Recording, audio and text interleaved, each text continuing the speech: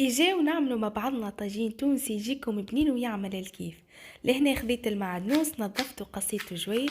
ناخدو كعبتين بطاطا كبار نقصهم مربعات، وناخدو طرف سكالوب ولا دجاج ونقصوه جويد.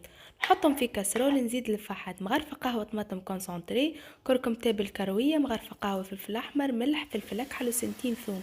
صب شوية زيت نمرقها بالماء ونخليها طيب لين تنشف. نقلي البطاطا، نصب المكونات متاعي في بول ونزيد العظم. لهنا عملت 6 كعبات.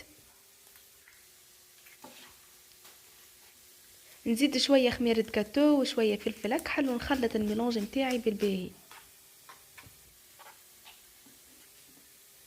في طبق نصب الخليط.